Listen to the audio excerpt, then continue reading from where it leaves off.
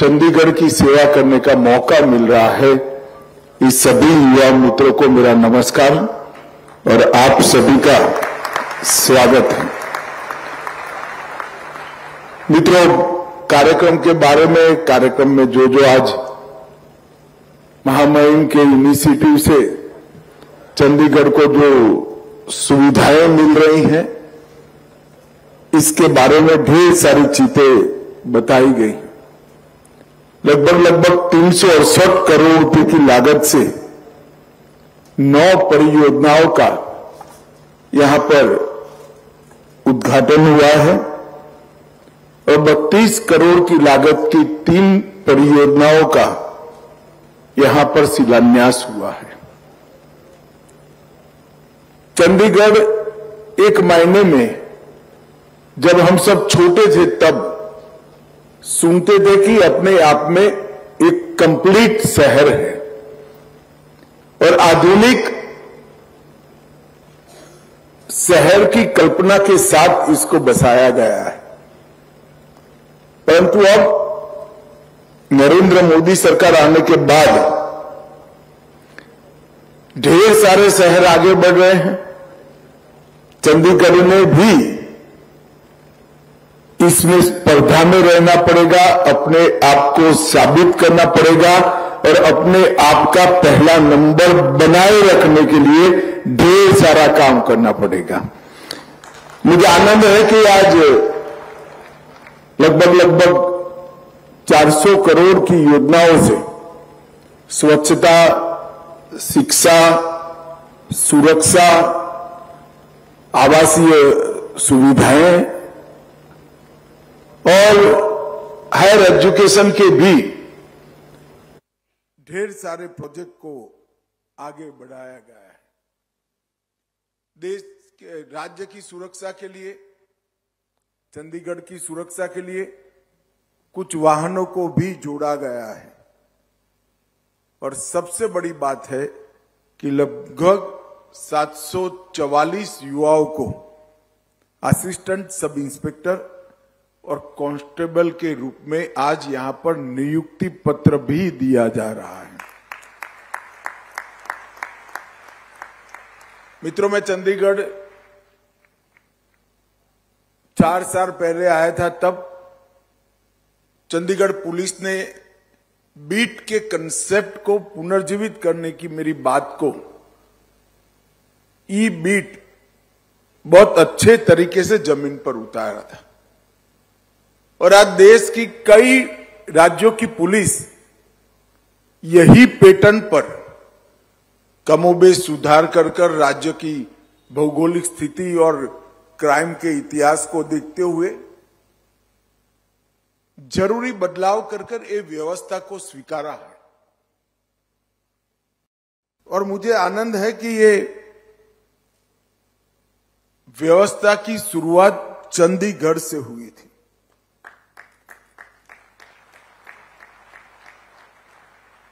और पुलिस के सामने जो अलग अलग प्रकार के चैलेंजेस हैं, विशेष कर टेक्नोलॉजी को लेकर जो चैलेंजेस है, इसकी समस्या के समाधान के लिए एक डीजीपी कॉन्फ्रेंस में कहा गया था कि हैकेथॉन कर युवाओं को इसके साथ जोड़ना चाहिए। मुझे आनंद है कि पहले, दूसरे और तीसरे नंबर का पुरस्कार पाने वाली टीम को आज यहां पर पुरस्कृत किया गया है। इसके माध्यम से देश भर के युवाओं को अपने ज्ञान का उपयोग देश की समस्याओं के निवारण के लिए करने के लिए प्रेरणा भी मिलेगी और उनका उत्साह भी बढ़ेगा। आज यहां पर साइबर ऑपरेशन और सुरक्षा केंद्र सैनकॉप का भी उद्घाटन हुआ है। मैं इसमें डीआरडीओ ने काफी सहायता की है। डॉक्टर कामत यहां आए हुए हैं, मैं इनका भी आज जरूर धन्यवाद करना चाहता हूं। मित्रों, कल ही देश की संसद ने देश की क्रिमिनल जस्टिस सिस्टम में परिवर्तन लाने वाले 3 युगांतकारी विधेयकों को कानून में परिवर्तित करने का काम समाप्त कर दिया है। भारत के संविधान की स्पिरिट से देश की पूरी क्रिमिनल जस्टिस सिस्टम चले, हमारे कानून आधुनिक से आधुनिक टेक्निक को स्वीकारने के लिए अपने आप को तैयार करें। इसके लिए जरूरी इंफ्रास्ट्रक्चर साइमल्टेनियसली बनाया जाए। कनेक्टिविटी से लेकर हार्डवेयर तक की सारी सुविधाओं के साथ समग्र देश की शेड्यूल्ड भाषाएं सभी बातचीत कर पाए, अपने आप को एक दूसरे के साथ जोड़ पाए, इस प्रकार की सॉफ्टवेयर की निर्मित हो और पुलिस स्टेशन से लेकर डीजीपी की ऑफिस, पुलिस से लेकर कोर्ट, जेल, एफएसएल और प्रोसिक्यूटर की ऑफिस और सचिवालय, ये सब एक दूसरे के साथ जुड़ जाए, इस प्रकार की कंप्लीट लीक प्रूफ न्यायिक व्यवस्था बनाने का मूल इस कानूनों के अंदर हमने डाला है। और मुझे भरोसा है कि इसके कंप्लीट इंप्लीमेंटेशन के बाद पूरे देश भर में, कश्मीर से कन्याकुमारी और द्वारिका से लेकर कामाख्या तक, पूरे देश में कोई भी क्रिमिनल केस का निपटारा 3 साल से ज्यादा समय नहीं लेगा, उसका मुझे विश्वास है। इसके लिए हमने बहुत सारी परामर्श की प्रक्रिया को स्वीकार किया था। लगभग 4 साल तक चर्चाएं चलती रही, सभी स्टेक होल्डर से चर्चा की, ढेर सारे हाई कोर्ट्स, बार एसोसिएशन, विश्वविद्यालय, लीगल एकेडमीज, ढेर सारे लॉ के विद्यार्थी, पुलिस कर्मचारी, कलेक्टर्स, यहां तक कि कानून की पुस्तकें छापने वाले प्रकाशक, किसी को हमने नहीं छोड़ा, सबके साथ चर्चा की। सरकार ने एक बिल बनाया, बिल बनाकर उसके बाद में भी हमने इसको गृह विभाग की स्टैंडिंग कमेटी को दिया और गृह विभाग की स्टैंडिंग कमेटी ने घंटों तक काम कर इसके अंदर ढेर सारे संशोधन सुझाए। वो सारे संशोधनों पर विचार कर एक कंप्लीट कानून बनाकर संसद के सामने पेश किया गया। एज ए लेजिस्लेटर मैं बिल को पायलट कर रहा था। मेरे मन में बहुत इच्छा थी कि इसमें प्रतिपक्ष के भी विचार आए, परंतु दुर्भाग्य की बात थी कि क्षुल्लक कारणों के कारण बहाना बनाकर विपक्ष ने ये पूरे बिल की चर्चा का बहिष्कार करने का दुर्भाग्यपूर्ण निर्णय दिया। जब देश की क्रिमिनल जस्टिस सिस्टम के अंदर आमूलचूर परिवर्तन लाने वाले 3 कानूनों पर बहस हो रही थी संसद के अंदर, विपक्ष के सदस्य संसद के बाहर महामहिम उपराष्ट्रपति की मिमिक्री करने का काम कर रहे थे। इससे ज्यादा निंदनीय काम कोई और हो नहीं सकता।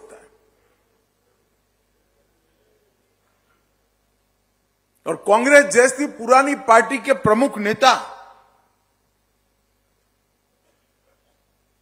इसकी वीडियोग्राफी कर रहे हैं, मखौल उड़ा रहे हैं।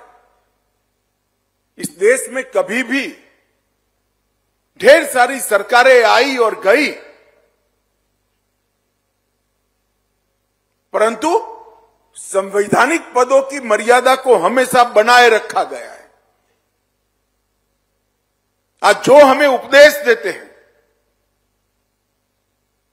संसद की जगह संसद की फुटपाथ पर खड़े रहकर संसदीय ज्ञान बांटते हैं। मैं सभी को कहना चाहता हूं कि आपने भारत के लोकतंत्र के उज्जवल परंपरा, संविधान पदों की मर्यादा को संभालने का, उस पर गहरा आघात किया है। और इस देश की जनता इस बात को बड़ी बारीकी के साथ देख रही है। मित्र, इनको यह आभास नहीं है कि संवैधानिक पद संविधान को इस देश में लागू करने का जरिया होते हैं, इसीलिए इनको इंस्टीट्यूशन माना गया है और राजनीति से ऊपर माना गया है। हमेशा इनका सम्मान किया गया है। भारतीय जनता पार्टी पक्ष में रही या विपक्ष में, हमने कभी संवैधानिक पद पर बैठे हुए व्यक्ति के सम्मान को चोट नहीं पहुंचने दी, ना पहुंचाई। मैं आज ये बात इसलिए कहना चाहता हूं कि देश की जनता को ध्यान में रहने चाहिए कितने महत्वपूर्ण लेजिस्लेशन जिस वक्त आ रहे थे। ये 3 विधेयक कानून में परिवर्तित होने की प्रक्रिया हो रही थी और उसी वक्त विपक्ष संविधान की मर्यादा तोड़ने के लिए संवैधानिक पद पर बैठे हुए महानुभावों का अपमान कर रहा था। मित्रों, आज जब मैं चंडीगढ़ आया हूं तब चंडीगढ़ यूटी है। मैं आज की देश में रहने वाले सभी यूटी के नागरिकों को आश्वस्त करना चाहता हूं। मैं दिसंबर महीने की 22 तारीख को यहां आया हूं। मैं आपको विश्वास दिलाता हूं कि अगली 22 दिसंबर के पहले देश की सभी यूटी में ये तीनों कानूनों के अमल के लिए इंफ्रास्ट्रक्चर, सॉफ्टवेयर, ह्यूमन रिसोर्स का ट्रेनिंग और कोर्टों का संपूर्ण कंप्यूटराइजेशन करने का काम हम समाप्त कर देश की सभी यूटी के अंदर इसको लागू करने का काम करेंगे। सीसीटीएनएस और आईसीजेएस, इसके माध्यम से हमने ये काम पहले से ही शुरू कर लिया है और आज इस कार्यक्रम के बाद मेरी चंडीगढ़ की पुलिस के सभी आला अधिकारियों के साथ बैठक है और एक कानून के संपूर्ण अमलीकरण के लिए चंडीगढ़ यूटी को तैयार करने के लिए डिटेल समयबद्ध कार्यक्रम आज ही बना दिया जाएगा। टेररिज्म, ऑर्गेनाइज क्राइम, इसकी व्याख्या को अमल करने के लिए, डायरेक्टर ऑफ प्रोसिक्यूशन के एस्टैब्लिशमेंट के लिए, फॉरेंसिक की उचित व्यवस्था पहले से यहां हो गई है, परंतु इसको स्थायित्व देने के लिए, और आईसीजेएस और सीसीटीएनएस के लिए जो छोटे छोटे लूपहोल्स बचे हैं, इसकी परिपूर्ति के लिए आज ही एक समयबद्ध कार्यक्रम बना लिया जाएगा और जनवरी 31 के पहले देश के सभी यूटी के अंदर ये बैठक कर 22 दिसंबर 2024 के पहले सभी यूटी को एक कानूनों के लिए पूर्ण रूप से तैयार कर दिया जाएगा। मित्रों, हम कानून बनाने से पहले देश के 99.93%, 99.93% मतलब 16,733 पुलिस स्टेशनों को ऑनलाइन जोड़ने का काम समाप्त कर चुके हैं और ये सारे पुलिस स्टेशन एक ही सॉफ्टवेयर से चलने वाले पुलिस स्टेशन बन चुके हैं। देश की 22,000 अदालतें ई कोर्ट बन चुकी है। ई प्रिजन के माध्यम से देश के लगभग 2 करोड़ कैदियों का डेटा ऑनलाइन उपलब्ध करा दिया गया है। ई प्रोसिक्यूशन के माध्यम से 1 करोड़ से ज्यादा अभियोजन का डेटा उपलब्ध करा लिया गया है और ई फॉरेंसिक के माध्यम से 17 लाख फॉरेंसिक डिटेल्स का डेटा भी ऑनलाइन कर दिया गया है।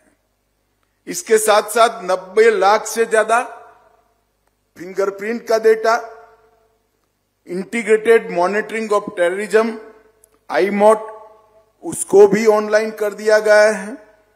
अरेस्टेड नार्को ऑफेंडर का पूरा डेटा निदान के माध्यम से उपलब्ध करा दिया गया है। National database of human trafficking offenders, इसको भी ऑनलाइन कर दिया गया है।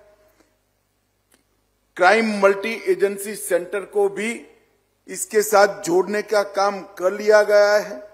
National cyber crime reporting portal अब इसके साथ जोड़ लिया जाएगा और प्रिजनर का बायोमेट्रिक डेटा भी तैयार कर लिया गया है। अब जो काम करना है, इसके बीच में संवाद की भाषा तय करना और संवाद करने वाला सॉफ्टवेयर लाना और ये सब डेटा के साथ आर्टिफिशियल इंटेलिजेंस का उपयोग करते हुए इसका एनालिसिस करके देश के अंदर आतंकवाद और क्राइम पर नकेल कसने का काम बाकी है। मोदी जी के नेतृत्व में ये देश क्रिमिनल जस्टिस सिस्टम को भारतीय विचारों से, हमारे न्याय की जो संकल्पना है उसके आधार पर चलाने के लिए कटिबद्ध है और इसके साथ साथ 19वीं सदी से सीधा 21वीं सदी में छलांग लगाने के लिए भी हमारी क्रिमिनल जस्टिस सिस्टम आज तैयार है। मैं देश की जनता को भरोसा दिलाना चाहता हूं कि तीनों कानून के इम्प्लीमेंटेशन के बाद हमारी क्रिमिनल जस्टिस सिस्टम विश्व की सबसे आधुनिक क्रिमिनल जस्टिस सिस्टम बनेगी, इसका मुझे विश्वास है। आज चंडीगढ़ के अंदर चंडीगढ़ के निवासियों के लिए ढेर सारी सुविधाएं जुड़ गई है, इसका मुझे आनंद है। मैं चंडीगढ़ की समस्त प्रजाजनों को, जनता को हृदय से बहुत बहुत बधाई देना चाहता हूं